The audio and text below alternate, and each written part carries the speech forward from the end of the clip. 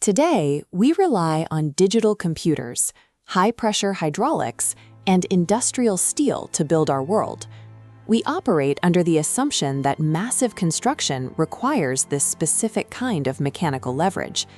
Yet thousands of years before the first crane was ever drafted, humans erected structurally perfect monuments that dwarf our modern expectations. They achieved this without a single internal combustion engine. This story is grounded in the reality of extreme physics and complex logistics. We are looking at the tangible results of a sophisticated understanding of engineering that allowed ancient builders to move mountains. These ruins serve as the surviving technical records of extreme problem-solving. They show us how human civilizations functioned when their only resources were stone, wood, and collective willpower. The first hurdle was extreme scale. The Great Wall of China spans 21,000 kilometers, a distance that required builders to maintain a consistent structural standard across deserts, forests, and jagged peaks. To move millions of stones up these inclines, the Qin and Ming dynasties established a rigid chain of supply. Laborers functioned like gears in a massive machine, passing materials hand to hand in a coordinated effort that lasted for centuries. This relentless pace came with a heavy cost. Thousands of workers died from exhaustion and exposure, with their remains often interred within the very foundations they were building. This same reliance on coordinated movement appears in the 20th century construction of Christ the Redeemer. In the 1920s, engineers managed the assembly of this 98-foot statue on a sheer mountain peak. Every piece of stone was transported by a small cog railway and hoisted by hand-operated pulleys, a process of calculated risk performed during heavy storms and lightning strikes. When the physical requirements of a project exceed the capacity of a single human, the only solution is a sophisticated division of labor and a strictly managed timeline. Beyond scale, ancient engineers had to account for the environment itself. Machu Picchu sits 8,000 feet up in the Andes, perched directly on a major earthquake zone. The Inca used ashlar masonry to counter seismic activity. Each stone was shaped to fit its neighbor with such precision that the friction alone holds the walls together without any mortar or cement. These unique geometric angles allow the stones to shift and vibrate during a tremor. Instead of cracking, the blocks move with the earth and then settle back into their original positions once the shaking stops. While the Inca focused on stability in the mountains, the Nabateans in Jordan had to solve the problem of dehydration in the desert.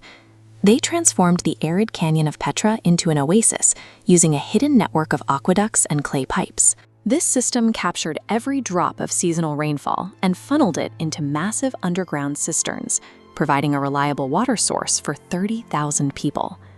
These builders succeeded because they treated environmental hazards as engineering variables, designing systems that utilized the very forces that threatened to destroy them. Some monuments functioned as large-scale scientific instruments. Chichén Itzá is a mathematical model of the Mayan calendar, designed to align perfectly with the movements of the sun. The pyramid's orientation creates a shadow serpent that descends the stairs during the equinox, while the interior chambers are shaped to reflect sound waves. A hand clap at the base triggers a specific frequency, creating an echo that mimics the call of the Quetzal bird. In Rome, the Colosseum applied these principles of math and physics to manage crowd dynamics and theatrical production on a massive scale.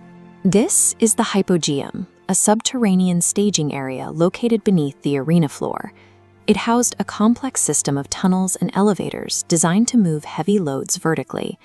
Using 28 different mechanical lifts powered by winches, Romans could surface wild animals and scenery simultaneously.